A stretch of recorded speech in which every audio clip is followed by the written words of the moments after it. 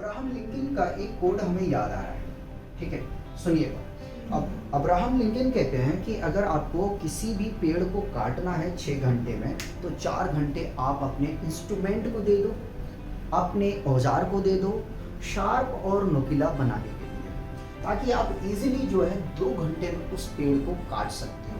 इससे हम लोग को सीखने के लिए ये मिलता है कि अगर हम किसी भी कॉम्पिटिटिव एग्ज़ाम की प्रिपरेशन कर रहे हैं, तो सबसे पहले हमें क्या करना चाहिए कि हमें अपने बेस को, अपनी फाउंडेशन को सबसे ज़्यादा टाइम देना चाहिए। जितना मजबूत आपका बेस और फाउंडेशन होगा, उतने ही इजीली आप किसी भी कॉम्पिटिटिव एग्ज़ाम को फाइट कर सकते हो, बहुत इजीली क्रैक कर सकते हो।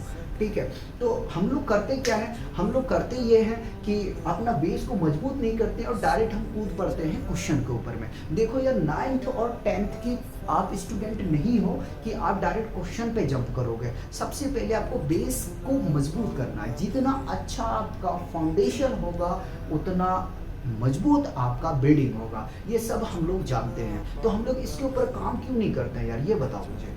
ठीक है, आप एक वॉरियर हो, आप नीट की एग्जाम की तैयारी कर रहे हो या आप जेईई मेंस की तैयारी कर रहे हो, तो देखो ये कोई खेल तो छोटा वाला काम कर नहीं रहे हो, और आप अपने बेस के पीछे में काम नहीं करते हो। उसके बाद में यार अटेम्प्ट आप दिए जाते हो, फिर आप क्या होते हो, डीमोटिवेट होते हो। लेकिन कभी आपने इस चीज़ के बारे में जानने की कोशिश की है, ठीक है, कि आखिर मैं फेल क्यों हो रहा हूँ, फेल होने का रीज़न क्या है। ठीक है, अगर चलो देखो, 2 चीज़ें होता है लाइफ में, या तो फेल हो गए या तो पास हो गए। ठीक है, दिल टूटेगा, लेकिन जो दिल टूटता है ना, किसी एग्जाम से जो आपका दिल टूटेगा ना, उसको भरपाई नहीं कर पाओगे, बहुत रिग्रेट होता है, पूरा लाइफ टाइम रिग्रेट होता है। ठीक है, तो उस चीज़ को जरा एनालिसिस करने की कोशिश करो कि आखिर मुझसे क्या चूक हो रहा है, क्या हमसे भूल हो रहा है कि मैं इस एग्ज़ाम को इतनी ईजिली तरीके से क्रैक नहीं कर पा रहा हूँ या क्रैक नहीं कर पा रहा हूँ। तो इसको आप एनालिसिस करो, अपने बारे में जानने की कोशिश करो, क्योंकि जितनी अच्छी तरीके से आप जानते हो ना खुद के बारे में, वो कोई आपको नहीं जान सकता है। ठीक है,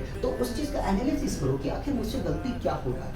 ठीक है, और आप गलती को जब ढूंढने की कोशिश करोगे तो 100% आप गलती को ढूंढ लोगे। ठीक है, तो इसलिए मैं कहता हूँ कि देखो, जो आप लोग तैयारी कर रहे हो, चाहे वो नीट की तैयारी करो, जेईई मेंस की तैयारी कर रहे हो, या किसी भी कोई भी फील्ड का कॉम्पिटिटिव एग्जाम की तैयारी करो, तो यार आप लोग ऐसा करो कि सबसे पहले जो है अपने बेस को अच्छा करो। जितना अच्छा आपका बेस होगा, उतने ही इजीली आप उस कॉम्पिटिटिव एग्जाम को क्रैक कर सकते हो। एक कहानी सुनाता हूँ। देखो, जब बच्चा होता है ना, जब बच्चा होता है 6 महीने का, ठीक है, 6 महीने का होगा तो आपने देखा होगा कि वो जमीन पर रेंगते हुए चलता है। ठीक है, क्या करता है, रेंगते हुए चलता है। फिर धीरे धीरे धीरे धीरे धीरे क्या होता है कि वो खड़ा होने की कोशिश करता है और खड़ा भी हो जाता है। लेकिन जितना उसको खड़ा होने में टाइम लगता है ना, उतना उसको दौड़ने में टाइम नहीं लगता। ठीक है, याद रख लेना इस बात को कि खड़ा होने में जितना उसको टाइम लगता है, दौड़ने में नहीं लगता। तो अगर आपका बेस मजबूत है ना, अगर आपका बेस मजबूत है, तो क्वेश्चन को आप यूँ चुटकी में लगाओगे, क्वेश्चन लगाने में आपको प्रॉब्लम नहीं आएगा।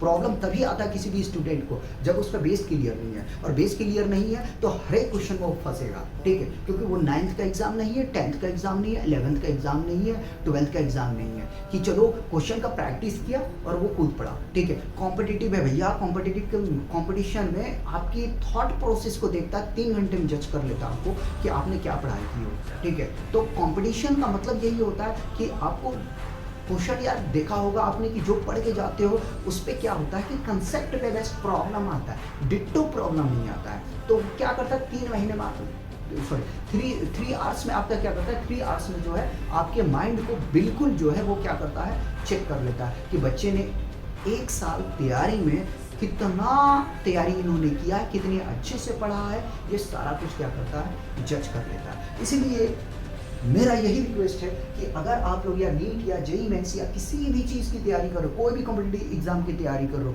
तो सबसे पहले काम करो अपने बेस के ऊपर में काम करो। ठीक है, सबसे ज़्यादा जो टाइम दो वो आप बेस को बनाने में दो। क्वेश्चन लगाने में आप बहुत ईजिली लगा लोगे, लेकिन काम करना है आपको किस चीज़ पे, फाउंडेशन पे काम करना है, बेस पे काम करना है। ठीक है,